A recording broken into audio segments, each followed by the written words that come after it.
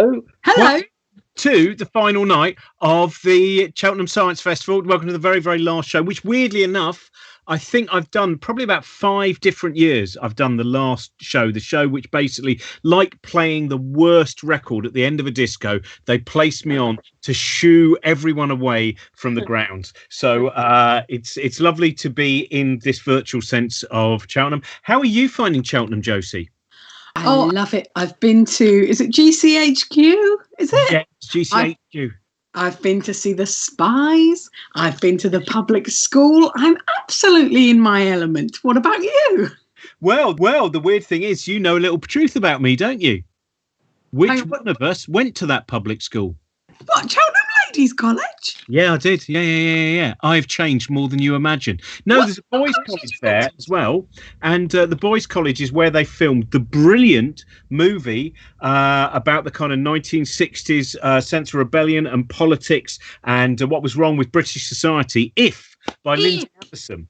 So because I didn't really enjoy my time there, the fact that every holiday I could pop in a VHS tape, which would show the basically a bunch of schoolboys and girls. There was one girl in that because it was an all-boys school on top of the roof, kind of attacking the headmaster and all that, was a tremendous balm, I found. Yeah, it must have been very lucky to literally have you all on film in that context. In the context.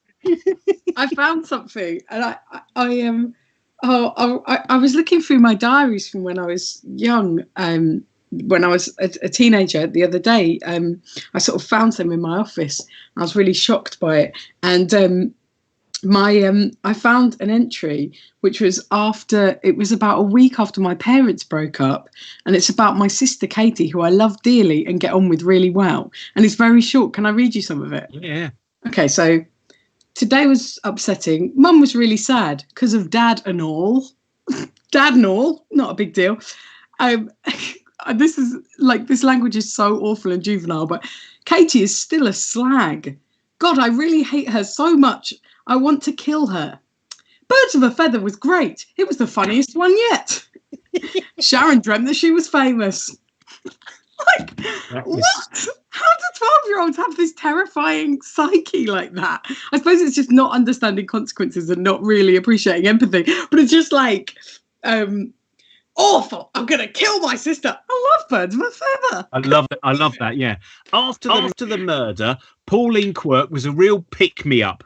And I love some of the voices Linda Robson does. Anyway, hello. We should say we've got an incredible bill tonight. It's been a while since we last did a live show like this. We did Shambles about a month ago, 4 weeks ago, I think it was, which was in our virtual Albert Hall, which was an absolute delight. I also want to show you something, because one of the odd things about doing a show like this is normally if we were doing Cheltenham Science Fest or anything else, you have kind of 2 hours of build-up and you're in a green room. Oh, hello, Professor Welby. Tell me how fast you're sending particles around the accelerator and all that kind of stuff, whereas we've just been kind of dithering in our home. Or to show you the divide between me and my Radio 4 sidekick, as I like to think of him, Professor Brian Cox, this is what I've spent the last 20 minutes doing, and he won't have ever been doing this, right? I don't know if any of you can see. That's hopefully it doesn't blind you. That's my skylight. It is slightly broken. I've had to repair it. I have spent the last 20 minutes for the second time this week repairing to try and cut out some of the light, my skylight, with a collection of commemorative sick bags that I was given in November from doing the Abattoir Horror Festival in Aberystwyth. Now, there are things that you won't find Brian Cox doing, repairing skylights with commemorative horror-based sick bags. Yes, it's very much on brand. It is. Well, I've got everything here. Look, I've got my Kurt Vonnegut again. There we are. But yeah, we have today. Now this is great because we've got mathematics, and you, Josie, as anyone who's heard us talk about this before, the lovely thing where you went and did an A-level in mathematics, didn't you? I did at Hackney Community College, and I absolutely loved it. Although it's an odd, humbling experience when you're in your 30s to be constantly bested by people less than half your age, and to be sort of in awe of people's brains and how well they're going, and you're sort of like, I'm just going to write this again. But yeah, I loved it. It was such a lovely experience in terms of like meeting people. Like I'm not going to meet these young people in any other context really, and so it was just nice to sort of be pals with people and study some maths. It was great. I had a favourite student in the class who was a guy called Omar, and he came into the exams wearing a lab coat. I was like, Omar, have you just sat a chemistry exam? And he said, no, it just makes me feel more clever, innit? And I was like, you're incredible. That is incredible. And I often wonder what he's up to now, because I didn't really stay in touch, because I think it would be very weird for a woman in her mid-30s to be like, let's all stay in touch. But you see, what I imagine is one day you're going to be walking through one of the fancy department stores you go to, and someone says, Madam, would you like to try this fragrance? And you go, oh, Omar. Yeah, well, with the lab coat and everything, I thought, well, I might as well go into spraying perfume in department stores. That would be genuinely heartbreaking, and I hope that happens when I'm walking through a hospital, or when I'm walking through CERN or something like that instead. He was such a smart boy. That lovely story of when Richard Feynman went round CERN. Yeah, Richard Feynman, one of the greatest physicists of the 20th century. But quite often when he was travelling around, he was all kind of just wearing very, slacks and kind of grubby old shirts. And he ended up going on the tour around CERN, obviously before the Large Hadron Collider. And he's wandering around, and you can see people thinking, who's that grubby man at the back, not realising who's that Nobel Prize winning physicist who's changed our very ideas of quantum electrons. And then suddenly he saw a scientist he knew well, so he started waving and going, hello, and he went over to him, and the other scientist coming over, and everyone's going, excuse me sir, I'm afraid. And he goes, no, this is Professor Richard Feynman. Oh, I'm so sorry, Mr. Feynman. I love stuff like that. He is what an amazing, for anyone watching who hasn't read any of the books that were brought out, basically from him sitting with his best mate, the mate of his who he used to play the bongos with, all of the different stories he had of how he would think about the world. And it's that beautiful thing where for a lot of people who, I think there is still that divide with science, that some people do think of scientists as this different breed who go, hello, I've been counting the things and I've come up with an equation, as opposed to the reality that so many of them are just excited to be. I mean, we've got Katie Mack on later on, and Katie has written this wonderful book called The End of Everything, which is all about the different ways that our universe may come to an end, should it come to an end. And we did the first Monkey Cage in this series was her and Brian Greene, and also Steve Martin and Eric Idle. Just Steve Martin. We just had Steve Martin on, And you're very chill about it. You're very chilled. Yeah, it was just Stevie, the old Stephen Martin, And it was only afterwards that I suddenly, when sometimes you meet someone or you work with someone, and then about an hour later you go, I've just remembered how many hours of my teenage years I spent watching that person's work. How many times I rewatched him playing Dr. Huffer in Two Brains. Oh, so great. But but what was beautiful was the way that Katie and Brian, everyone else, when they were talking about the end of the universe, they were, like Brian always does, just smiling. So basically at that point the universe is ripped apart. That does sound like the worst way, but let's hear some other really terrible ways that we're going to die. And do you know what? That's a better way to receive bad news. I'd rather have that than adapt, because the bad news is bad enough. Why not receive it by somebody beatific? Also, I think that's the thing, is it's not about, also the smiling isn't it brilliant, the universe is going to end. It's like the moment when you're watching Agatha Christie and you've just worked out who's done it. It's the fact that you go, and I've worked it out. We're all going to die, but that's a long time before the universe ends, so don't worry about that. This is very self-referential, but you and I interviewed Ralph Little the other day, and he mentioned his Miss Marple, and in it he'd said that he'd been doing some real hamming up acting over a chocolate, and I went back and I watched the Marple, and you know what, I thought he played it absolutely perfectly.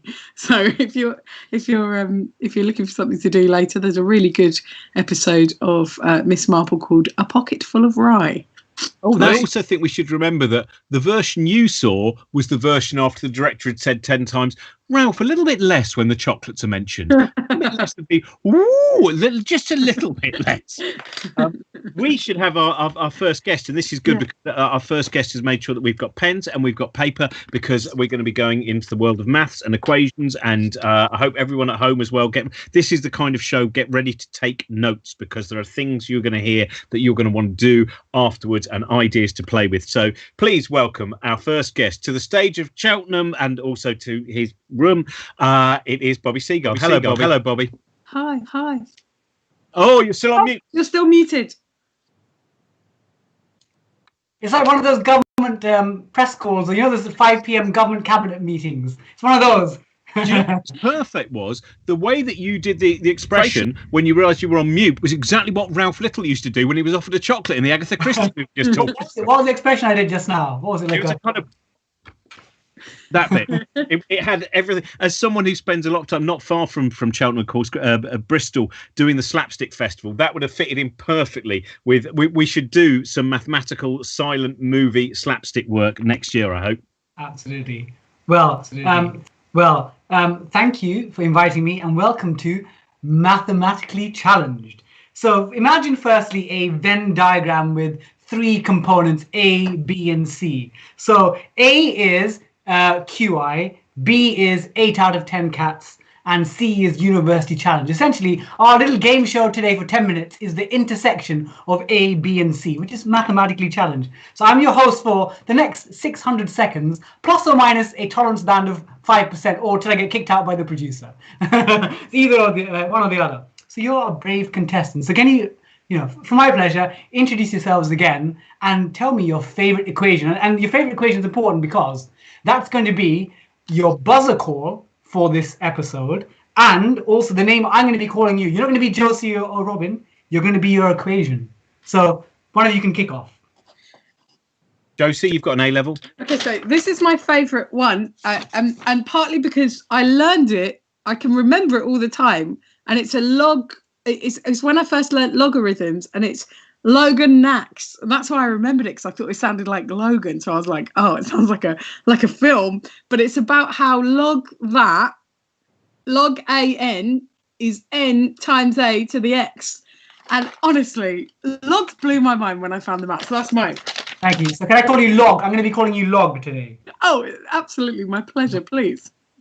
I've gone with, that one about working out the angles of octagons. So that's what I've gone with. It's very much a last-minute grab when that was the last bit of homeschooling that I did with my son. So, and I was thinking, I really did enjoy, when that moment where you go, oh, it's really obvious. It's really obvious if you think about it for 27 seconds. Mm-hmm. Okay.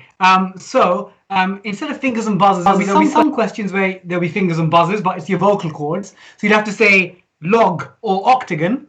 Okay. And again, 10 points for the correct answer, 5 for an incorrect interruption. And other questions will require you to write out the answers and reveal upon my call. And like, was it Pierre de Coubertin in the Olympics said, it's not the taking part that counts, it's the winning. It's all about winning. Because today, octagon log, this is the prize available for you. A certificate I printed out on recycled paper. Can you see this? Yeah. Yes, beautiful. Beautiful. That's yours, Josie. It's in the bag. You say that. I am terrible at maths, and I'm not very fast. So, but I'm going to give it everything I've got. Are we ready? Vocal cords or buzzers? So first one, imagine you're earning £9 an hour. Mm-hmm. And your boss gives you an inflation-busting 5% pay rise. How much do you now earn? So you're earning... Log. Buzz. Log. Is it £9.45 an hour? Let me just consult my team. Is that correct? 10 points. 10 points to Log. 10 points to Log. Anyway, you got £4.50 because I wasn't listening properly. I'll tell you one thing about that question. Log. I'm going to call you Log for the rest of this episode. So this is a question that a charity called National Numeracy used to assess the level of numeracy in the UK. And I do charity work with them alongside Countdown's Rachel Riley and Martin Lewis and Money Saving Expert. And when they did this with a stratified population, 1 in 2 of the country adults, even with a calculator, couldn't get the correct. 1 in 2 adults, even with a calculator. So again, a lot of the work I do in public is about trying to make sure that, obviously, I love the beauty of maths, but about getting people to do the nitty-gritty of basic numeracy. That's one thing as scientists, we forget. We think maths can be challenging and beautiful, but for a lot of people, even basic things like working out percentages are like mind blown. And 1 in 2 is almost 70%, isn't it? It's about 82. It's about 82%. It's about thereabouts. Okay, so after the first round, we have 10 points to Log and 0 points to Octagon. Yes. Okay, round 2 is a picture round. Mm-hmm. I will be showing you an equation. And you, on your piece of paper, have to write a score that represents the aesthetic beauty of this thing. 0 represents the worst thing you've ever seen. It makes your eyes bleed. 10 is a thing of beauty, like E equals MC squared. So I'm going to show you this equation. And you have to give it a score from 0 to 10. And this is the government's COVID alert formula. Oh, hang on. Right. Oh.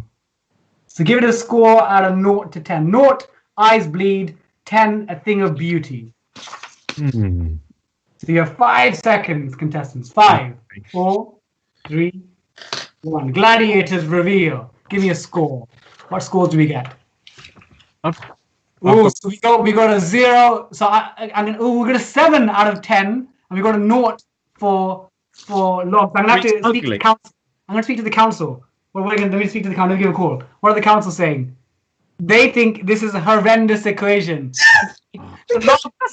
Points log. Again, when I saw this equation come out, like most school maths teachers, if one of my students had done this, I would have sent them home. I would have sent them home because, again, if you've not seen this before, you're not interrogating this. When this came out, so we had the COVID alert level is the number of infections plus, or the rate of infection plus the number of infections. So the rate at the time. That makes a lot more sense now. The rate of infections at the time was 0.7, and the number of infections was about 183,000. So if you plug it in, you get 183,000.7. And if you look at this scale here, scale goes up to 5. 5. And I did a quick calculation. Each square on the government chart is about 2 centimeters. If we went up to 187,000, it would be 36 meters high. That's 8 double-decker buses. So unless the government in a meeting says, we have a PowerPoint slide that's 8 double-decker buses high, this is a useless. I'm sorry, government, but this was useless. And we give 10 points to log for that. So 2 rounds, we have 20 points to log and 0 to octagon. So now we're entering round number 3. Round number 3. I'm excited. So this is charades with a twist, charades. So I'm going to pick 3 characters from scientific history and act them out. I was going to do maths characters, but I was struggling how to recreate like Euler or Mirzakhani or Ramanujan. It's a bit tricky. So I've got 3 scientific characters, and be warned, there are going to be some major scientific inaccuracies in order to get the point across. And I know charades, normally you're meant to be silent here. The person's doing the acting, but it's my rules, it's my charades, it's mathematically challenged. I'll do what I want. I'm going to speak for them. So there's going to be 3 acts. I'll take about 20 seconds, write them down, and at the end reveal. So there's going to be 3. Number 1, let me get ready. Okay, I've got my little dressing cupboard here. Okay, number 1. Number 1. Here we go.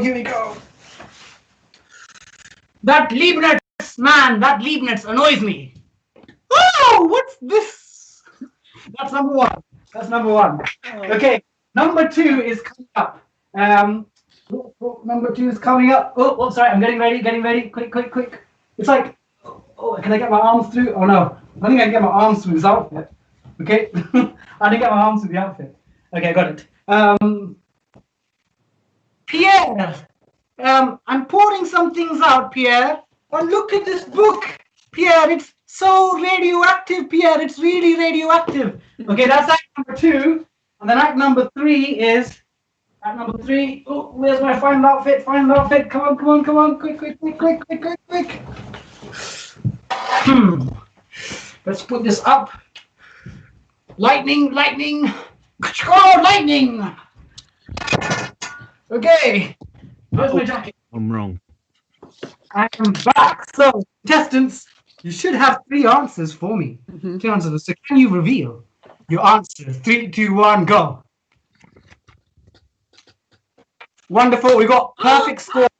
Isaac Newton, Marie Curie, and Benjamin Franklin. So it's 30 points and 30 points. So we enter a penultimate round with 50 points to, I need to be 30 points. Good, I can do my calculation. Okay, question 4. One more after this. Question 4. According to mathematician Alex Bell's survey of more than 30,000 people, what is the world's most populous or popular number? I'm giving you 4 options. Is it 3? Is it 4? Is it 7? Or is it 8? Do you want a 50-50? Should I? I would 50-50. I think both of us will know what the 50-50 is, won't we? Okay. Yeah. Remove two options. Do-do-doom. You have 7 and 8 left over. Oh, now that was very unexpected. That is quite a turn. And also quite difficult because both are appealing in different ways. They are. 8, so beautiful. 7, lucky. So you have 5 seconds, contestants, to come up with an answer. 5, 4, 3. Okay. 1. I'm gonna go. Oh, I was gonna go for 7 as well. Yes. Okay. You're way in the lead. No, mate, it's fine. Is it? You are correct. It is 7. What is the popular number? The thing is, in China, 8 is the most popular number, but I think Alex Belsa's survey would have been perhaps very Europe heavy. So 7 came top with 9.7%. And actually, number 3 came second. It was 7.5. 3 came second. Okay. Really, that's the magic number. All these resonance. We're the last round. So the scores leading into the last round are 60 points to log and 40 to octagon. So here, everything can change. This round's worth 50 points. 50 points. And it's a bit like Bruce, Bruce Forsyth, you did get your, was it higher or lower? Higher or lower? Unfortunately, it's not going to be it's going to be a short version. Meters.info for the world population today. The world population today at midday. So I'm going to give octagon the chance to first guess. And then log will say higher or lower for the win or the loss. So octagon, you have 10 seconds to write down what was the world population according to worldmeters.info at midday today. You have 10 seconds to come up with an answer.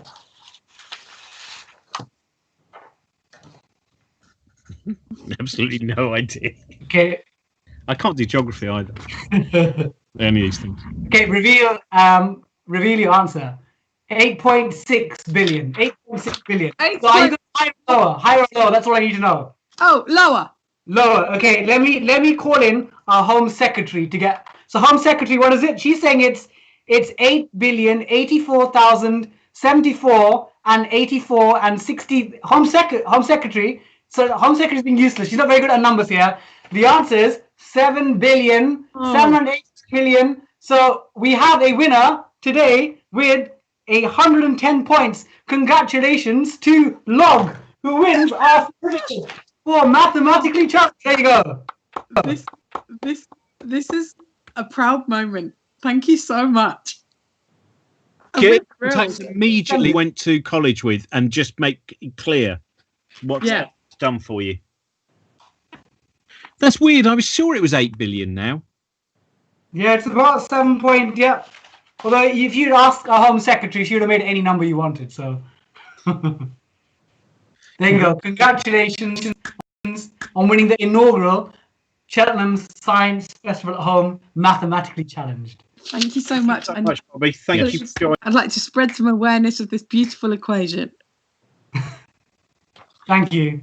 Thanks so Brilliant. much. Thanks, Bobby. We better get straight because we're overrunning already. So we're going to get straight on with the next person, who is someone that we haven't seen for a while.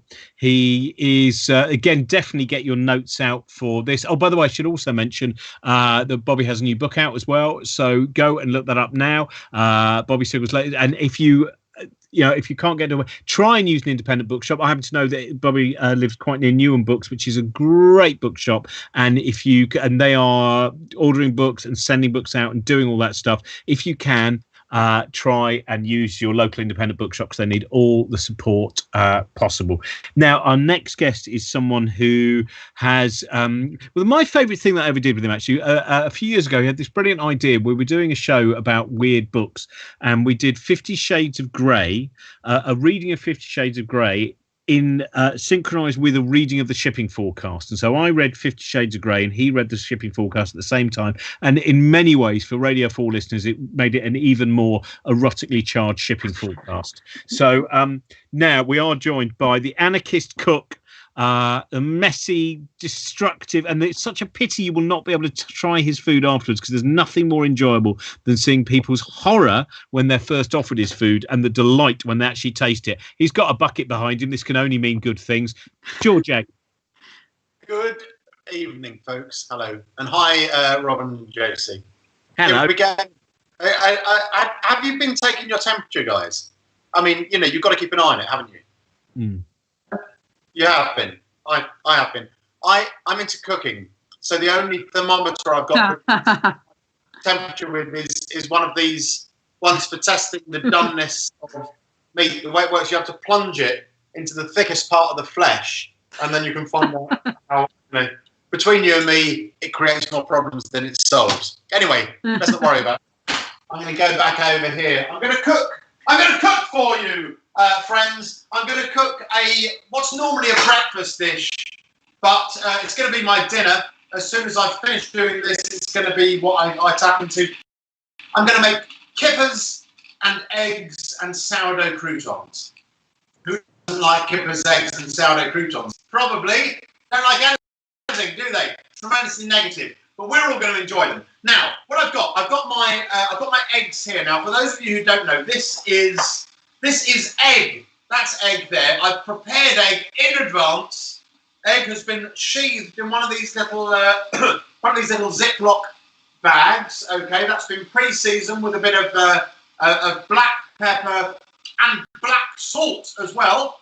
Yeah, pretty cool. That's going to go on this tray, thus like that. Now the kipper I've prepared as well. That's in another one of these little bags. That's got some chili pickle in there as well, a bit of heat, which is going to be very nice. And what we're going to do, we're going to poach the kippers and eggs using power tool number 1. You can hear it hissing. You can doubtless see it steaming out of the bucket. It is none other than an Energer EN484 steam wallpaper stripper.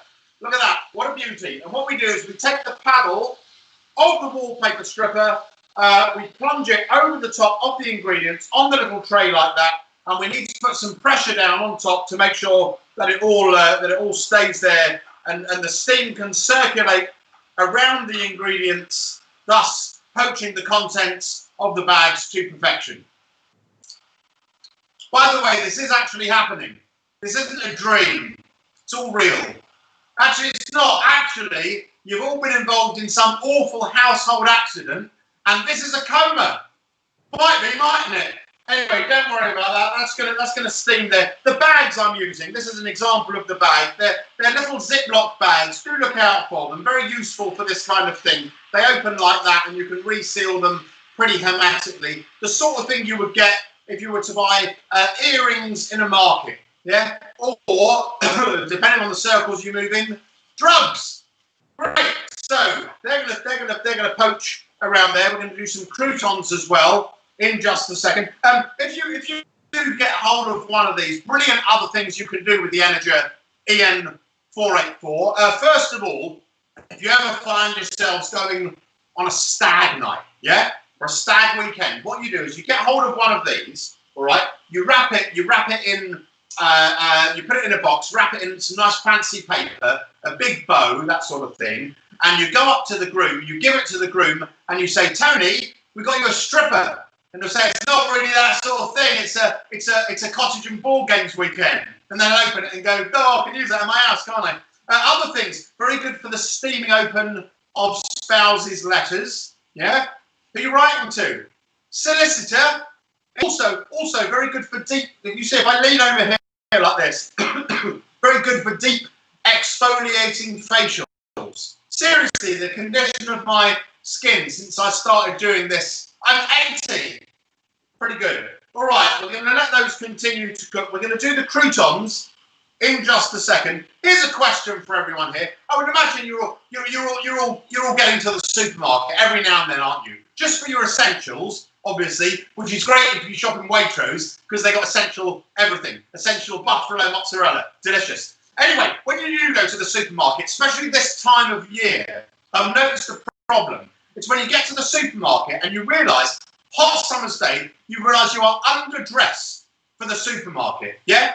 Because you forget that they keep the supermarkets cool because of the produce. And you're in there wearing T-shirt, flip-flop, look, it's all real, it's all cooking. You're in there wearing T-shirt, flip-flops, shorts, and you're walking around going, I'm too cold. I can't focus on the shopping.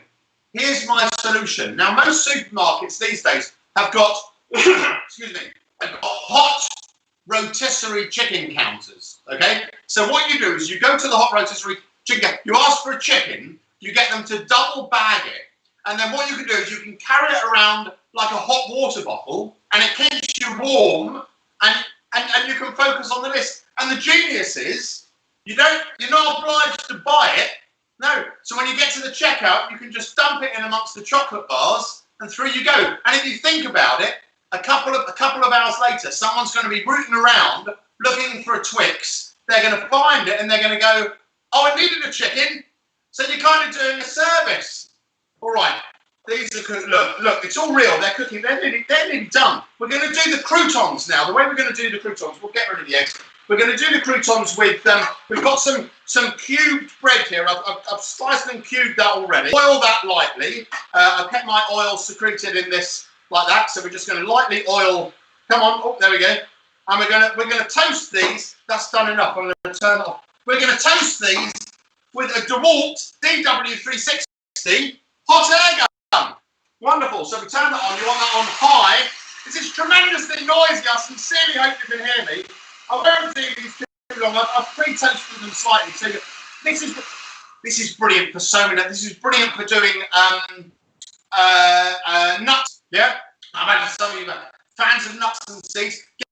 Get your nuts and seeds, obviously, from your local health food shop. Yeah, big fan of health food shops. What I particularly like about health food shops is that they're a great place where you can go and you can see how much food is going to cost in the future. Lovely. So what we're going to do, we're going to get the egg, because the egg's done. Look how beautiful. That's perfect. It's perfectly poached. We'll put that on. I'll tell you what else the DeWalt is brilliant for. It's brilliant for doing popcorn. Okay, the way you do popcorn, I'll show you just a second. We'll just get the egg in there because you want to see. This is all real. You want to see. I'm doing this all live and it's genuine, and I'm going to eat it afterwards and enjoy it tremendously. What you do with popcorn, to do popcorn with a DeWalt DW3, I'm breaking up the kipper in the bag just so you know what's going on. What you do with popcorn is you get two common or garden metal sieves, and you put your popcorn kernels, a scant handful of they go in the sieve, in the bottom sieve, and then you put the top sieve mouth down on top of the bottom sieve and tie it together with cable. I don't know what I'm telling you about. I'll show you. I've got one here. Got one here like that. Okay. I don't know if you can see. You can see that. Look. So you've got your popcorn kernels in the bottom there, and then what you do is you hold the DW360 underneath like that, and it warms up the popcorn kernels, and they warm up. They get hotter and hotter and hotter, and then suddenly they start to pop, and they pop, and a scant handful like that will fill that entire thing. It'll be like a big spear full of. I haven't got time to. You can imagine though. If you can imagine after it just then it would be full like that, and you can all slow that down and watch that later on and see if you worked out how I did it. All right, look, this is done. This is done. We're going to finish it off with a tiny bit of pumpkin seed oil that I've secreted in the glue pot there. Tiny bit of parsley at the end as well. I've got the parsley here. There's parsley. The reason I'm using the parsley, I hate the idea that people will watch this demonstration and they'll leave it afterwards, and they'll be back sat on their sofa. They'll be going, "Well, it was lovely. I mean, it was interesting. It was kind of comedy, kind of cookery, sort of sciencey. But that dish he did, well, he could have done some parsley, couldn't it? So we want to cover every eventuality. So the parsley goes on there like that. A little bit of black pepper to finish it off. Oh, we're going to finish it with some mayonnaise. I've got mayonnaise in a little sachet here like that. If you want to get hold of sachet of mayonnaise, very simple. Just go to any supermarket, cafe, IKEA restaurant, that kind of place. You'll find they've got sachets and sachets of mayonnaises, ketchups, mustards, that sort of thing. No signs anywhere saying you're not allowed to take them, so you can just help yourself.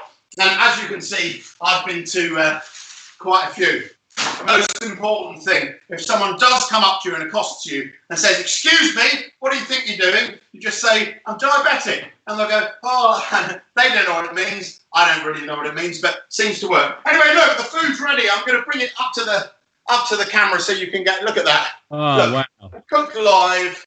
I ought to taste it in front of you. Let's get some real live. I ask you, because you've done so many amazing things with kettle, with trouser presses and all these and ironing stuff. more often, every time I've seen you, it's been delicious. Have you ever had a night where you've gone, well, to be honest, that iron was at the wrong heat, and that really is the worst meal that I've ever made? Do you know what? No, but also here's the thing: I never get to taste it.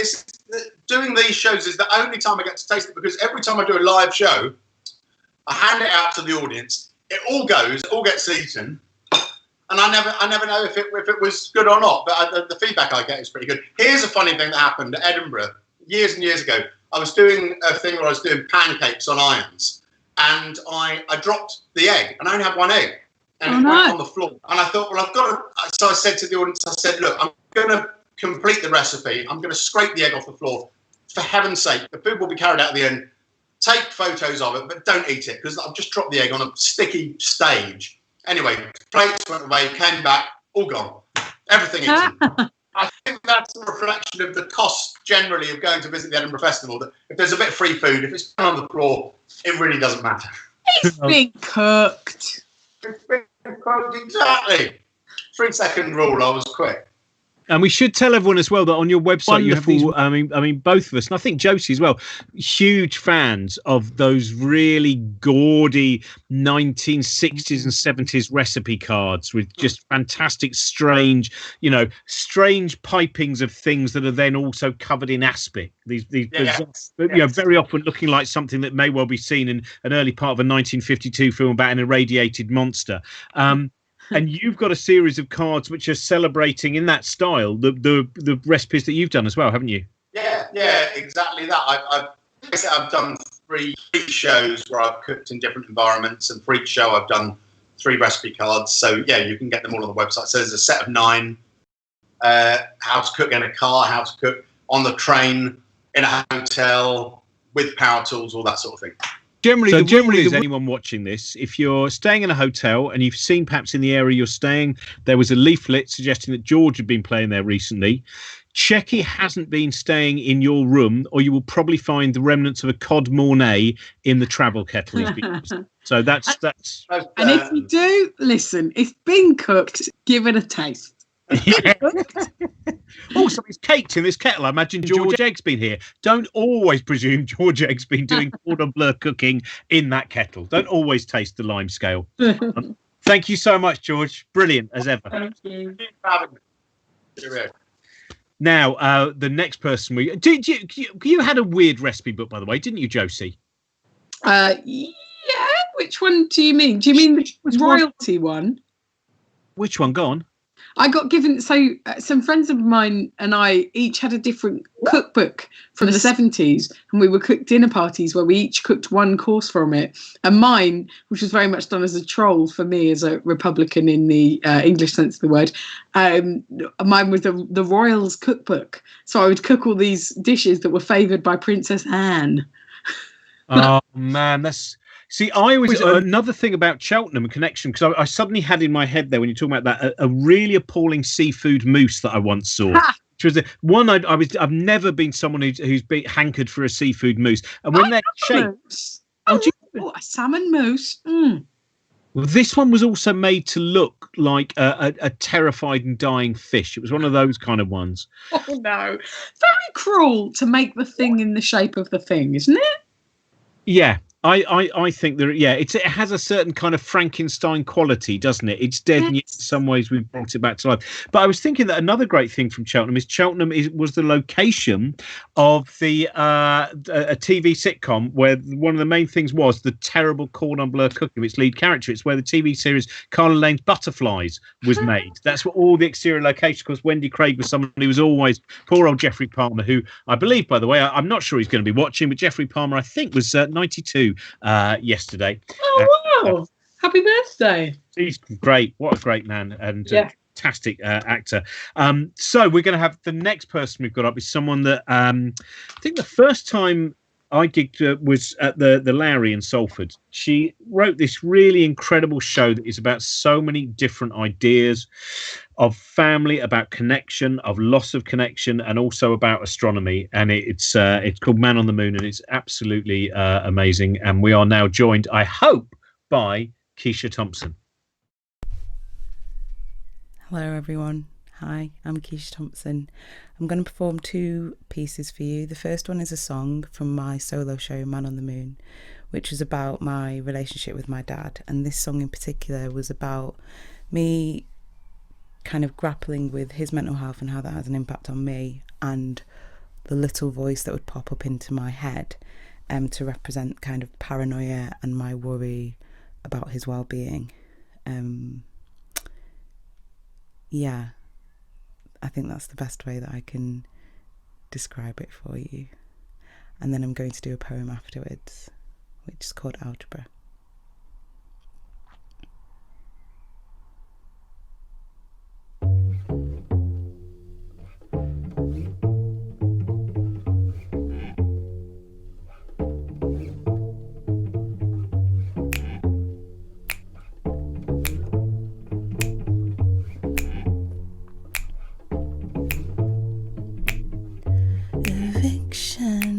Some affliction, just up and flat. Do I think my dad is filled with dread? Shake my head, how the thought spreads. Why do I think my dad is dead? Dead. Dead. Dead. Dead.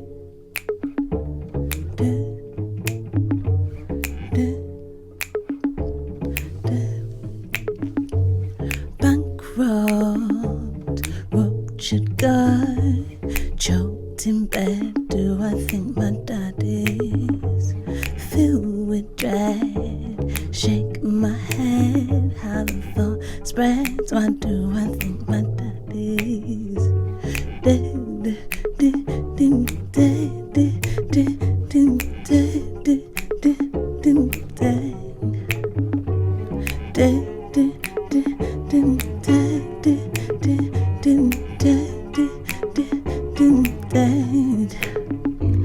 Haunted by this little voice, daunted, 'cause I've got no choice. I'm daunted by this little voice. I'm daunted, 'cause I've got no choice.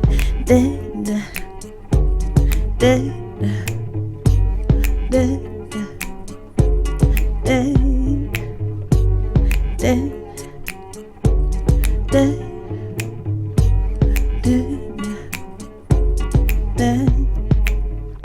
I'm haunted by this little voice. I'm daunted, 'cause I've got no choice.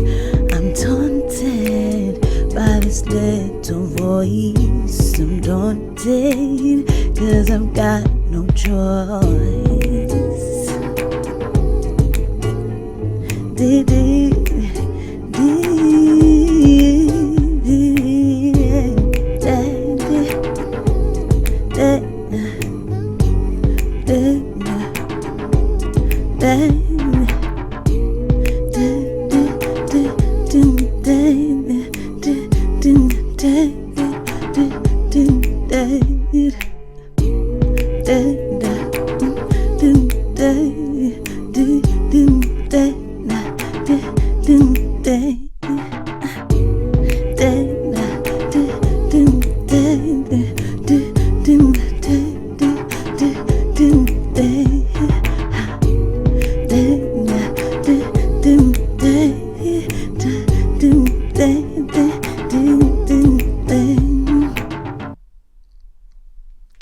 Thank you. So my second piece is from my book Luna. I'll give it a little, oh, the light, the glare. There we go. Which is the script of the show Man on the Moon, but also a collection of poems that I wrote alongside it. And again, it kind of delves into the topic of my relationship with my dad and my mental health, his mental health, and the politics that he taught me around kind of what it means to be a black British man in the UK. Well, yeah, a black British man kind of speaks for itself. I'm going to do a piece which is called Algebra in solidarity with the Black Lives Matter movement, in particular a petition that I saw yesterday, which I signed and was really pleased to see, which is kind of asking for colonial history to be put on the national curriculum. So I'm trained as a maths teacher, and I wrote this poem kind of in response to what I learned whilst I was training. Algebra. A squared plus B squared equals C squared. I thought I knew what this meant. Leaning back on my chair, cocky in the classroom, obsessed with getting the answer without looking for the truth. Because this school system has a way of twisting things up like Rubik's Cubes. It will tell you about algebra without explaining that it's Arabic, a word hand-picked from a foreign land, meaning the reunion of broken things. Algebra is the alchemy of the unknown, which means that A can stand for anything. How I would give anything to go back to my classroom, arm raised like Einstein's fringe, to ask if A can stand for the abolition of transatlantic slavery. Can it stand for the aggressive abstraction that makes my history teacher tell me only of 1807, Wilberforce and the House of Commons? Didn't ask us to show working out because to get full marks you'd have to mention Harriet Tubman or Nanny of the Maroons or the Haitian Revolution. To get full marks you'd have to reference that moment when Wilberforce argued that slaves are property in order to set them free. Some sugar-sweet hypocrisy turned my ancestors into outdated machines so that the hapless slave masters could reap their redundancy fee. The inconvenience of the black human spirit led to the biggest bailout that this country has ever seen. I think A could stand for Aviva, just one of the many companies that we still use today, kick-started with slave money. A could stand for Abraham Lincoln, who wasn't pro-black, just pro-economic efficiency. Let's compensate, then colonise the slaves, free enough to afford their own poverty. This is just the true meaning of algebra. It's the reunion of broken things. I think B could stand for Black Panthers, bottled up and brought to you by Beyonce. Now, I don't have a problem with her tribute per se, but why should a Super Bowl break be a classroom of today? Why does it take a pop artist to validate my body, my skin, my story, my past? B could stand for Brazilian beauty queens, too black to be broadcast. B could stand for a Burger King meal served to an assassin with a backdrop of burning black churches. B could stand for the Bernie Grant, the Brixton riots, the bleach creams that attempt to make my race more invisible than it already is. I'm just trying to teach you some algebra. It's the reunion of broken things. And I suppose C could stand for colonialism, capitalism, credo, colourlessness, consumerism, coercion, cultural castrato. All I know is this curriculum is a caesarean section of mass destruction. It will reach into your womb and snatch you from your roots unless you're prepared. A squared plus B squared equals C squared. If you do the etymology on Pythagoras, you could argue that his name translates to destruction is a marketplace. Pretty fitting. Since we know this theorem to be named after a Greek man, despite it being used by the Egyptian civilization to build the pyramids, it was used by the Babylonians before Pythagoras was getting his ass kissed by Euclid. So why is it named after him with no mention of its heritage? Yeah, he wrote the proof down and I thank him for it, but once again, black intelligence is uncredited. Algebra is these bruised knees. Algebra is this black child come archaeologist, a diaspora of truth, a reunion of broken things. I think C could stand for children scribbling confused calculations in the confines of their Cartesian coordinate pages, filling each square with just one digit, out of context, rehearsing their own limits. I think B should stand for critique and creativity and curiosity. To find the unknown, seeking out the erasure questioning those missing footnotes in those textbooks.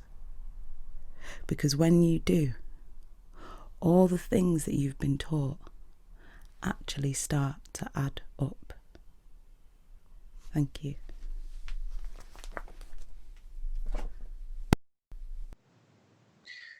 Thank you very much, Keisha Thompson, and her work is amazing. And as you saw from that poem as well, which is it doesn't need to be said, obviously the pertinency of that poem. She has a book out called Luna, and yes, she's go on the internet, find out. There's everyone you hear tonight has got so many different things to tell you, and so many different ways of taking intricate and curious ideas and connect them in so many different ways to humanity. And that's so much of what a lot of the stuff that I've done in Cheltenham Science Festival over the years, a lot of the stuff that I've seen, all the different people that I've met and the shows I've been, so much of it is about making sure that people don't think there's science and then there's kind of stuff, and it's the two of them as our shows fundamentally about joy and interest and wonder in the world. And it does change what you think of them. It does change in terms of understanding, not just understanding statistics, understanding so much about our biology, about evolution. If anyone who's read Adam Rutherford's book, How to Argue with a Racist, or in fact, when we did an Infinite Monkey Cage kind of on that, science plays its part in understanding so many different ideas about how we often not merely misunderstand each other, but misunderstand huge swathes of people. And if you look at things more closely, if you really try and understand them, and that's from biological ideas, that's from ideas of physics, everything, all of these things can be brought together to give you a greater understanding of our place in the universe and our place with each other as well, which I think, and the necessity of comradeship amongst many other things. But don't worry, the universe ends eventually, and that's what we're going to move on to now. Should really be the closing act, but it's not. I mentioned Katie beforehand, who has written this fantastic book that I've read twice now, and there's still one bit that I can't seem to get right. When you try and do you have that, Josie, where sometimes you read a book and you go, "Oh, that's a really brilliant idea," and it's in your head, but when it comes out of your head in conversation, you go, "Grrr!" Yeah. It's sort of the desperate, like, okay, I'm not explaining this very well, but so okay, yeah, unbearable. Yeah, you've got to keep trying. Yeah, no, and there is a point. I think there's 3 stages, or at least 3 stages in terms of when you're reading a science or watching a lecture. One is during the lecture you go, yes, I got that, and then you leave the lecture and you go, nope, that's very much still in the room. That has not been carried with me. Then there's a second stage where you go, yeah, and then you go, yeah, that does make sense in my head, and you can see the diagrams in your head and the way that connects and the web of information, and then you exactly what we're just saying, you try and say it out loud and you go, nope, it lives alive in there, but it is not yet translatable. And then there's that third occasion where you go, I almost look like I know what I'm talking about, but I've never attained that. And that's why I have my own personal physics butler, who I call Brian, who does all the heavy lifting for me. But it's not even really lifting if you look at it from a gravity. Yeah. Anyway, this is the author of, as I said, The End of Everything. She was on the first of the Infinite Monkey Cage of this series. Please welcome to her front room and a different time zone to you, Katie Mack. Hello. It's good to be here. Now, everyone loves some of the ideas that on the show. Can I ask you, you must have had some feedback. Are there any end of the universes or any particular idea that you talked about on Monkey Cage where you go, wow, that one really seems to have stuck with people? Yeah, I think the one that I'm going to be talking about today, vacuum decay, I think that's the one that really captures the imagination most, because it's a very out of left field kind of scenario, and in some ways both the most humane and the most threatening. So I'll explain that in a few minutes. That's great. Sorry, Jason. No, that's very exciting to me. The way that I built that up now does actually sound like I was really asking about a set of songs. So, ladies and gentlemen, to take us out this evening with a beautiful rendition of Vacuum Decay, please welcome to the stage. So, this is because the one thing a lot of people love, that such a Douglas Adams idea, you know, of some of these things that start to exist in the universe. Some of the nature of probability in the universe is still. I mean, do you find, as someone who spent so long studying these ideas, that there is still a regular, hang on a minute, my brain has just delivered me this information which appears to be correct according to the science, but it can't be. Yeah, definitely. I mean, one thing is that I deal all the time with the kinds of scales in time and space that it is just not possible to hold in the human mind. You know, I cannot picture billions of light years. I can't picture billions of years of time. I can't even get to like 100,000 of anything while still maintaining any idea of what I'm talking about in terms of actually picturing it and conceptualizing it. So the scales are wild, but then also just the sort of enormity of what happens in the cosmos. You know, I was reading a paper a while back about a planet, a star that had some weird features in its spectrum that said that there were strange chemicals in the star, and those chemicals were most easily attributed to a planet that the star had eaten. Like and you know, you're just reading this paper and it's like, oh yeah, you look at the spectrum and there's some contamination in the spectrum, and you're like, that was a planet. You know, like, and this happens all the time. Stars get eaten by black holes. Collide with each other out there in the cosmos and shake the fabric of space so much that we feel it here. You know, I mean, that's it's astonishing. These kinds of things are happening, that these incredibly huge events are occurring just all the time, and we can see evidence of it in our telescopes and instruments like gravitational wave detectors and so on.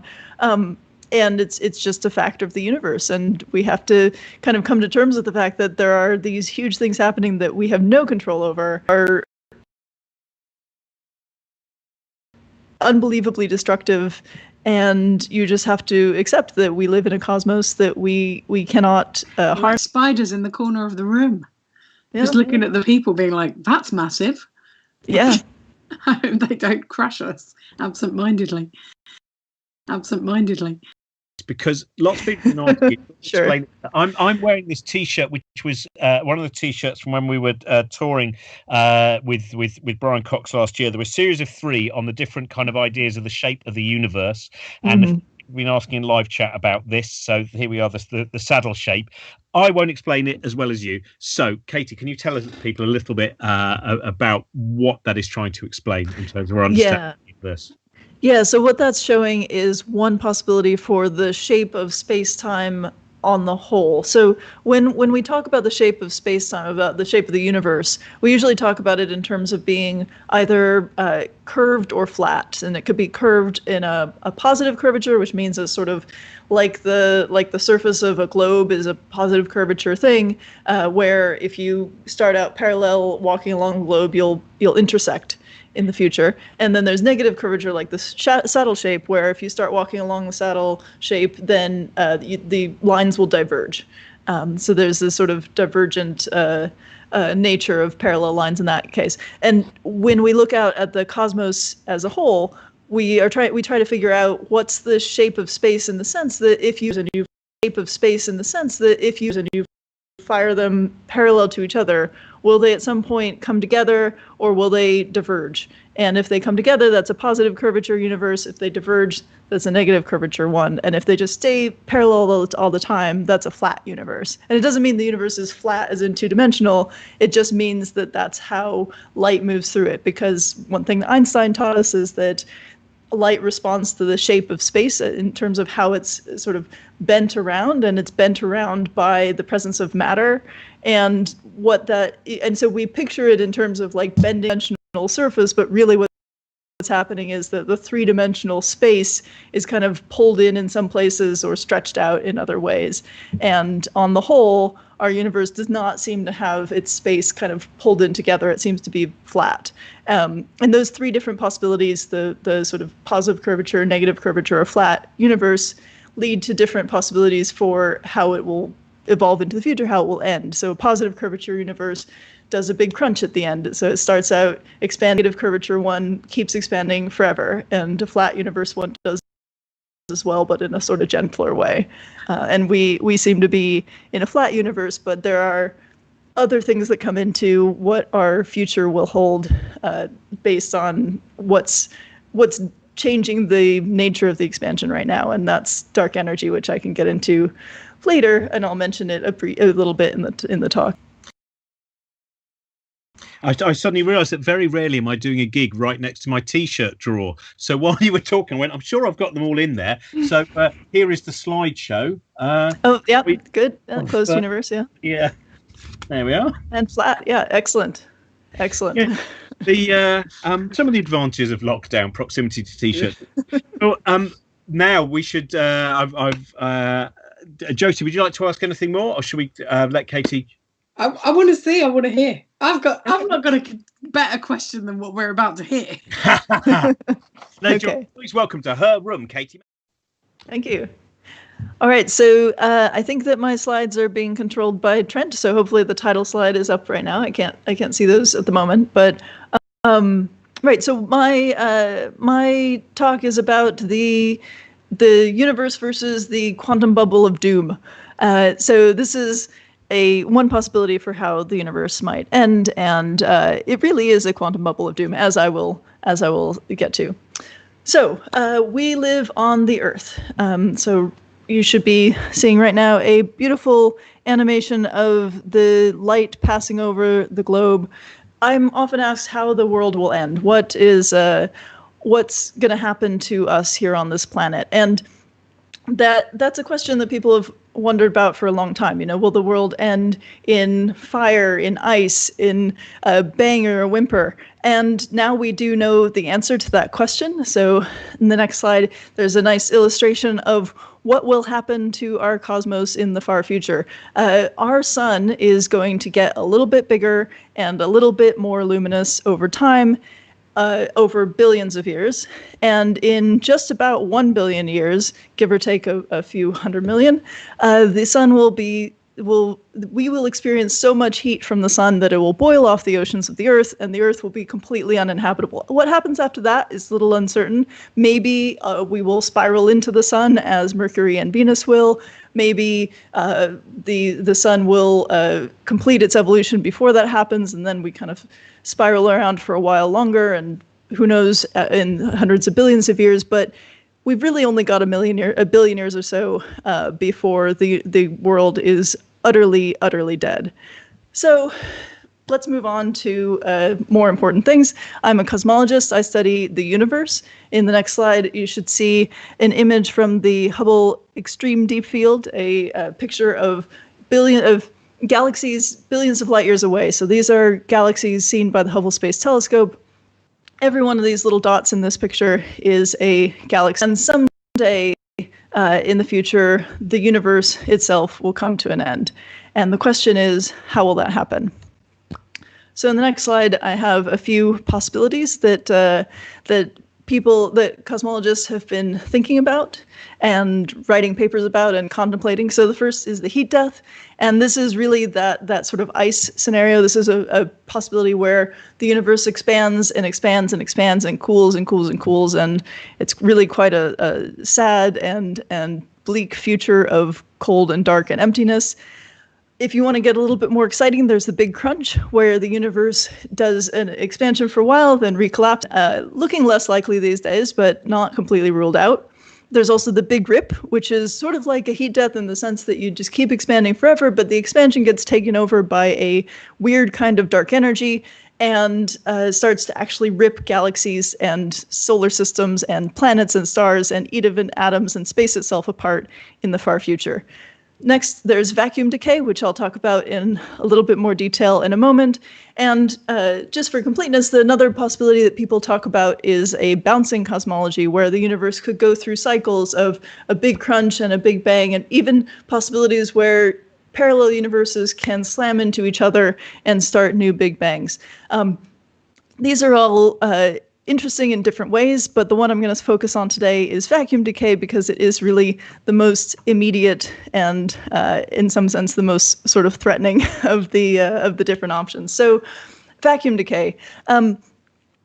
So people have been talking about vacuum decay for a very long time, but it really became an area of much more active research when in around 2012, the Large Hadron Collider, which you should see in the next slide, which is this giant machine near Geneva where they are smashing particles together in this vacuum tube that's 27 kilometers around. They accelerate particles and crash them together to see what happens. In the next slide, you should see an event display of the result of one of those collisions. What you do with the Large Hadron Collider is you try to smash things together to see what happens, to study how particle physics works, because one of the ways to get at what really happens in the forces of nature and in all of the particles is to just collide them and see what comes out. And this has been a fantastically successful venture, developing the standard model of particle physics, which you see on the next slide. So in the standard model of particle physics, there are a number of different kinds of particles with different properties.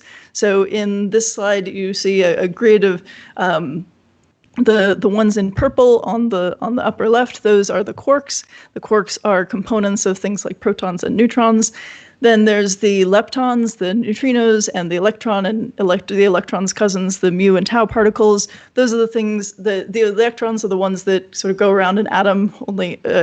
Only if you study quantum mechanics, you find out that it's not really orbiting the nucleus of an atom. It's sort of the nucleus of an atom. It's sort of their. You sort of see them mostly in things like nuclear fusion and fission. Then there's the red-colored particles on the right. Those are all the force carriers. The photon, which carries the electromagnetic force, the gluon, which does the strong nuclear force, and the Z and the W bosons that do the weak nuclear force. And then in 2012, the big sort of triumph of the Large Hadron Collider is that they found the Higgs boson, which was the kind of final piece of the standard model of particle physics, and gave us a model where everything fits together perfectly. We've seen almost nothing in our experiments that severely challenges this model of what the universe, how the particle physics in the universe works. So when we found the Higgs boson, that gave us a chance to really understand the sort of structure of physics, so the structure of particle physics, the nature of the physical universe in which we live. And so there's something you can do with that, which is you can take the masses of a couple of these particles, say the Higgs boson and the top quark, and you can make a chart of different possibilities for the stability of our universe. So in the next slide, you should see an image of the stability regions of like how stable particle physics is, how well particle stabilities for the masses of these particles. And so there's this green region where, like, if the masses of those particles fit in that region, then that means that everything's fine, the universe is stable. In the red region on top, that's a universe that would sort of destroy itself immediately, so that doesn't work. On the red region on the right in this diagram is a kind of way that the models don't really make sense. And when we measured the masses of the top quark and the Higgs boson, we found that we live right in that little sliver of yellow. So in the next slide, you can see a box where the measurement is highlighted. We are in this region of metastability, which means that our cosmos is stable for now. It means that it's stable in the way that something is stable if you kind of balance a pencil on its tip. It's stable as long as it's balanced there, but something could happen to make it fall over. And in the next slide, you see a diagram that sort of illustrates what I'm talking about here. So let's say that there are two possibilities for kind of the structure of the universe. We call these different vacuum states. Okay, so there's a one vacuum. So in this diagram, there's a sort of two little valleys. One of the valleys is a little higher up than the other one. And let's say our universe is sort of a ball that can roll around in these valleys, and we are sitting in the higher valley. So that little ball is kind of just plonked in that higher valley. That's our universe living in this vacuum state that's called a false vacuum. So the higher valley is the false vacuum, the lower valley is the true vacuum.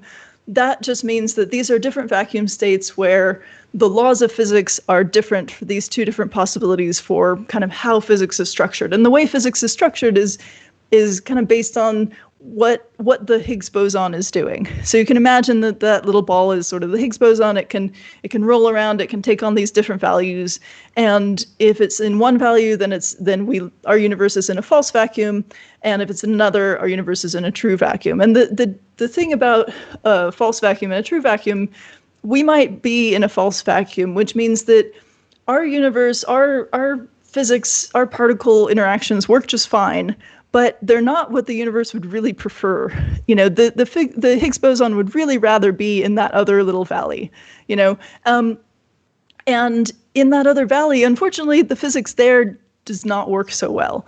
If our Higgs boson were in that other valley, if our Higgs field were on that other valley, if the sort of structure of particle physics were different, our atoms wouldn't hold together. The constants of nature would be different, and we would not be able to exist. So the fact that our Higgs field likes to sit in this higher up valley is a little bit of a problem, because you worry that maybe it can fall into the other one somehow.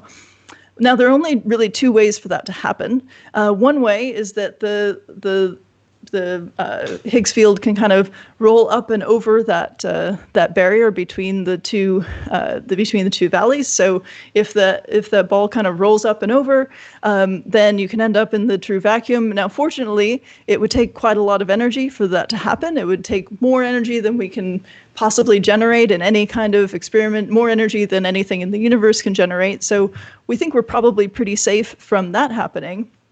But another possibility is, the Higgs field, like everything else in the universe, is governed by quantum mechanics, and because quantum mechanics gives everything a kind of sort of fuzziness, because there is a possibility for things to move around in ways you don't expect. One thing quantum mechanics allows is quantum tunneling, which is where something can be on one side of a wall and suddenly appear on the other side of a wall without having to go through. It's one of these things that's a very low probability event, but it can happen. And that means that if our Higgs field, if our sort of particle physics is living in this false vacuum, then it can quantum tunnel right over to the true vacuum, kind of at any time for no reason. And what that would look like, in the next slide, you see an animation of what that would look like. At one point in the universe, the Higgs field would do this quantum tunneling event, and it would create a bubble of a new kind of space, a kind of space in which the laws of physics are different, in which the structure of particle physics is different, and this bubble of true vacuum would start expanding out at the speed of light. And because it's expanding at the speed of light, anybody standing nearby has no way of seeing it coming, because you can't see something coming at you at the speed of light. And so you wouldn't know that it was happening until it hit you, and you still wouldn't know it then, because your nerve impulses don't travel that fast. And so it would just kind of travel out at the speed of light through the universe and destroy absolutely everything. The first thing that would happen is the bubble wall, which has some energy associated with it, would sort of incinerate you. And then you would be inside the bubble where the laws of physics are different and your atoms don't hold together. And then what happens after that is a little unclear. But there was a paper in 1980 where a couple of physicists were examining this possibility, not thinking that it was something that could happen, but just thinking about the possibility of what if we were in a false vacuum? What if there was some true vacuum where the Higgs field could change and put us in this weird space? And they wrote about this in a way that I thought was really poetic. So first they did a calculation that said that inside that true vacuum bubble, the space itself is unstable, which means that once you're inside that bubble, the space itself will collapse upon itself like falling into a black hole, and everything will be destroyed immediately. And so in the slide, there's a quote from that paper. It begins, it begins, "This is disheartening. The possibility that we are living in a false vacuum has never been a cheering one to contemplate. Vacuum decay is the ultimate ecological catastrophe. In a new vacuum, there are new constants of nature. After vacuum decay, not only is life as we know it impossible, so is chemistry as we know it. However, one could always draw stoic comfort from the possibility that perhaps in the course of time, the new vacuum would sustain, if not life as we know it, at least some structures capable of knowing joy. This possibility has now been eliminated." So it's not a happy story, the possibility of vacuum decay, because it could happen at any moment, and it would really destroy the universe. Everything that bubble touched would be destroyed and would end up inside this true vacuum where it could no longer exist in any reasonable form. But there are a couple of reasons not to worry about vacuum decay, even though I have just said it could kill us at any moment. One is that tunneling event is very improbable. So we think that it would take, trillions upon trillions upon trillions of years, 10 to the power of 100 or 10 to the power of 500 years before it's likely to happen in the sort of space of our observable universe. Another reason, of course, is that you wouldn't see it coming, you wouldn't feel it. It would be a very gentle way to go. You kind of wouldn't even notice. But also, it's based on the idea that the standard model of particle physics, which has passed all of our experimental tests, is all that there is, and there's nothing else that we'll discover. And in the next slide, you see a pie chart of what our universe is made of, as far as we know. And there's a big chunk of the universe that's dark matter, which is a kind of invisible stuff that holds galaxies together. But we don't know what it's made of. We don't know, how it works, except that it has matter and we can't see it. It's invisible. There's a big chunk called dark energy, which is something that makes our universe expand faster and faster and can lead to different kinds of ways that the universe could end. But we don't know how it works, how it got here, what it's really going to do in the future. And then there's a little chunk labeled in this diagram atoms that contains the entire standard model of particle physics. So everything we've ever discovered, everything we've ever seen or touched or interacted with in any experiment is in this just little tiny 5% slice. The entire standard model of particle physics is there. And we know that if we base our assumptions about the future of the cosmos on just that little 5% slice, we're probably missing something important. What we learn about dark matter and dark energy are going to change how we understand physics to work in the cosmos, and maybe they will tell us something completely new about how the universe will end. So, stay tuned. That's what we know right now, but in the future we might fill in this story and find some new and more exciting way for everything to come to an end. So if that sounds interesting to you, check out my book. I go through all of the possible apocalypses that I mentioned before in that book. Thanks so much, Katie. That's wonderful. As we mentioned before, the end of everything.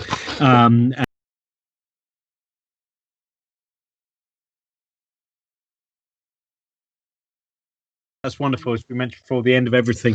And I suppose that the thing there talking about vacuum decay is, as you said, it's not a happy ending, but one of the things I suppose which is most important for us is how much we wish it to happen. So there is a point where you go, as long as you're going through life going, well, I hope it doesn't happen. It's that bit where you go, do you know what, the world really, the way it's behaving now, when's the vacuum decay coming? So that seems to place. But thank you. Your book's great. Thank you. We better get on to our final act because we've nearly run out of time. Yeah. And it is someone who was meant to join us for Shambles at the Albert Hall, but decided that she would do a fantastic live show from her front room with her flatmate Ben, where she would sing 26 songs while drinking. And found out that led to her losing her voice for 2 days. So she has been on a very strict diet to make sure that she's made it to this one. Oh, yeah. And I say that, we don't know, do we, Grace? Hello. You might have been checking all things before we. It's been nothing but carrot juice ever since. Absolutely. Morning, noon, night. Yeah, I'm okay. I'm still a little bit husky, but it's a lot better than it was. How are you, everybody out there, and Robin and Josie, who I can see? Yeah, we're having a lovely time. But just before you are you doing 2 songs tonight, aren't you? I think. Not that I believe. No, I thought I was doing one song. Oh yeah, you're right. I forgot about the rule we brought in after we found out your introduction to songs are considerably longer than the song. Yeah, we had to change all that, didn't we? Grace is. We've done loads of gigs together. Sparks fly. Absolutely. It's this sort of camaraderie that I really miss from our gigs together in the flesh, Robin. Well, it's very nice to be with you both. You too, Josie. You too, Josie. Your wallpaper looks fantastic, by the way. Thank you. Very much that has such the quality you see in things like Sherlock. You know that bit where the just go beautiful. We should mention as well. Thank you very much to everyone at the Cheltenham Festival. I know they've put a huge amount of effort into making sure there was something as the festival, the normal live festival, can exist. So Marika and all those people, and thank you very much to Trent and to Mel and all those people who've helped make this happen. We'll quickly plug as well that Josie and me are still making loads of stuff at the moment during lockdown. And we have a book Shambles show with Tori Amos coming up, I think, which was... It was a real thrill. Wow. It was a real thrill. That's amazing. I didn't really ask anything because I was just thrilled to be there. Yeah. It was lucky because Tori Amos didn't have a video connection because it was just the audio thing, but I could see Josie and Josie could see me, and I could see Josie just going, it's Tori Amos! And then at one point she played the piano while she was talking, and I was like, here we go. Here we go. Oh wow! Okay, I was going to say it might have been an impersonator then, if it was only her voice, but if it was the piano as well, then that's how you know. That's how you bloody know, isn't it? Yeah. How are you? It was the best Tori Amos impersonator in the world. I'm fine. Yeah, I'm fine. I think. Yeah. Good. I've just been watching the footage of the Colston Hall, Edward Colston's statue being torn down, and feeling like really emotional about it, and how really moving. Yeah, same. It feels like watching history written. Do you know what I mean? I was thinking, I wonder if the people who watched the Berlin Wall come down, I wonder if they thought, like they're going to talk about this for decades and decades. This footage is going to be seen millions and millions and millions of times, and we're going to look back and go, it was that day. But I don't know. I'm looking at for the hope in things at the moment. That's what I'm doing. But yeah, I think I'm all right. Are you guys all right? I've not seen it yet. Josie's been filling me in. I've just been wrapping books all day. I've literally missed. I've disconnected from the world for every few hours a day for the sake of humanity. By disconnect from the world, I mean I'm not on Twitter at the moment. It's a very separate thing to the physical world. Sometimes people forget that. What are you going to sing tonight then? Well, I thought I would sing you my song about Charles Darwin, if that's okay. That would be lovely. I thought it seemed relevant to the Cheltenham Science Festival. I just want to say here briefly, Robin, I meant to text you this the other day, but I had a dream the other night that there was a mouse in my house, and the mouse was called Robin Ince. I don't know if I had named the mouse Robin Ince, but it wasn't you. It wasn't your entity in the mouse. This probably isn't good content for the viewers of the Science Festival. I've got the big Freudian dictionary. How did you feel about the mouse? How did you feel? I had trapped the mouse in a humane mousetrap, and I kept saying, "We need to release Robin Ince." So yeah, don't know what that means. I'm psychologically, I'm desperate to get you back out on stage in front of in the world, Robin. That's obviously how I was feeling about it. We must release Robin Ince.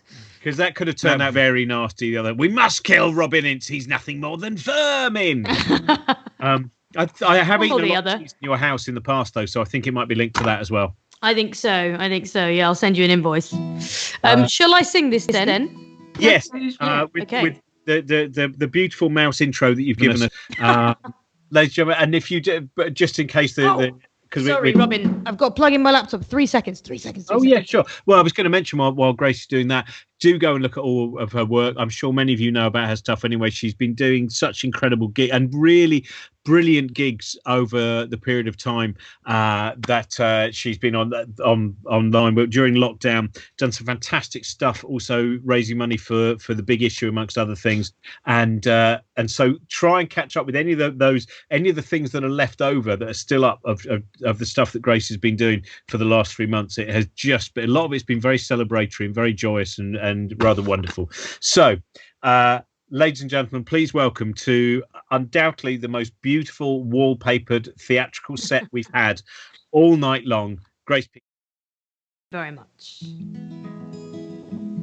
Well, I wrote a song about Charles Darwin a few years ago for a science-themed gig that Robin asked me to do, and I was kind of struggling to. I'm not a massively scientific person, and I was kind of struggling to find a hook in to write a song about him. And then I found this amazing letter on Letters of Note, which was written to him by his wife Emma, and it was all about how, in the process of him kind of, developing the theory of evolution and things, he was kind of losing faith in the idea of a creator. And that was a very terrifying idea to her, because she was very, very scared that it would mean that they would not be in heaven together, that Charles Darwin wouldn't go to heaven. And she wrote this gorgeous letter to him, and all about how her kind of worries for his eternal soul. And at the end of it, there's a postscript that he wrote in response to her, which just says, "When I'm dead, please know that many times I have kissed and cried over this." And I thought that was really beautiful. So I wrote this song, which is, I suppose, a love song, and it's called Our One Life, and it goes like this.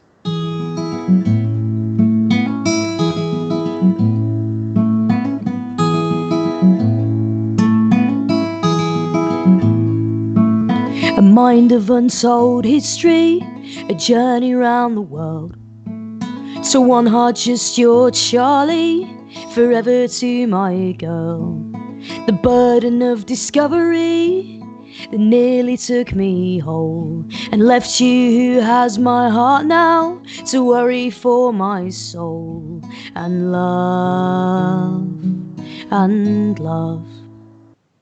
When I'm dead, know this, many times I've kissed and cried over this, and cried over this. When I am dead, know this, many times I've kissed and cried over this, and cried over this.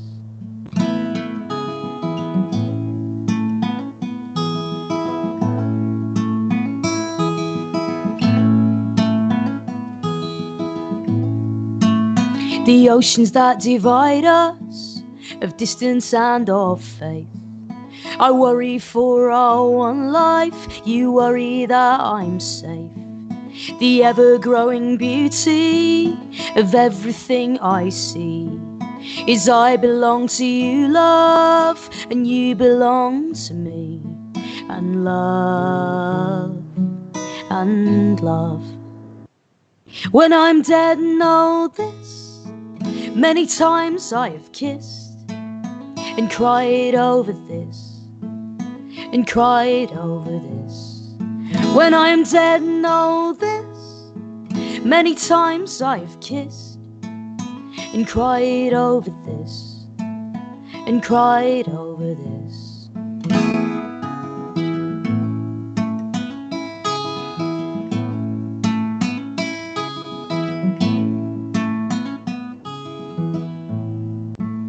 My heart has known its one love, of that being no doubt. One life, this life was enough, you made each second count.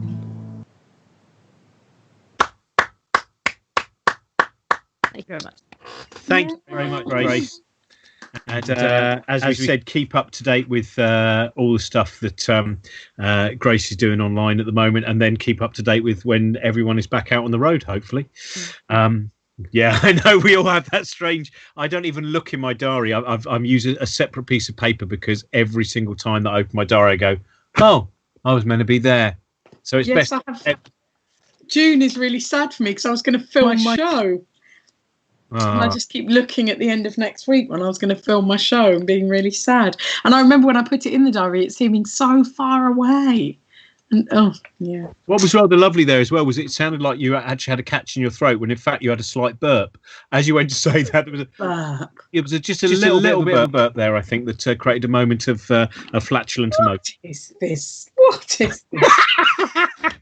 Absolutely despicable. I am a very despicable human being.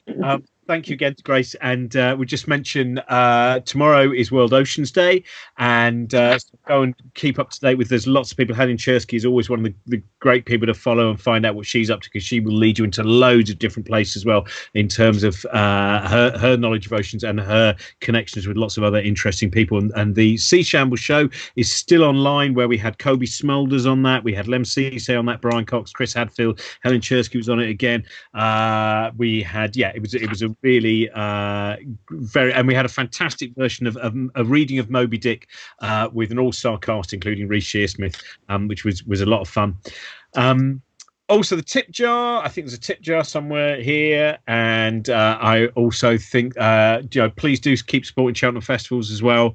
Science Festival is such a wonderful and important thing, and also trying to get it out as much as possible into the local area to make sure for kids and for other people who are not always immediately drawn to science. We need to get out there further and further. People know just how exciting so many different ideas are, and how sometimes just lying on the grass and staring up at the stars and contemplating our position and their positions and those photons of light, where when they hit the back of your eye, when they hit you, it's the first interaction they've had on their journey. Those things are exciting things. So support all those things. Josie? I am doing some streaming gigs in the near future of my show Tender, but other than that, do you know what? Just trying to get through this like everyone else, and I hope everyone is okay. I hope you can feel some love and kindness towards other people. And also mention tomorrow we did a show and tell with Ross Noble, which will be up tomorrow online, and we got one with Rebecca Front coming up soon. And I totally agree with the ideas of love and kindness, and keep yourself up to date with the information. Keep yourself up to date with reliable information. Know what to do. This is a science festival, and thank you very much, everyone. I hope to see you next year in Cheltenham. If not, we'll see you in our kitchens and our attics, and I'll be putting up those. I've got a lot of those sick bags left. So they'll last you a year. You've got a year's supply. Because to be honest, I know me, and I'm far more likely to keep sellotaping that with sick bags than I am to actually mend the blind. There we are. Thanks, everyone. Bye-bye.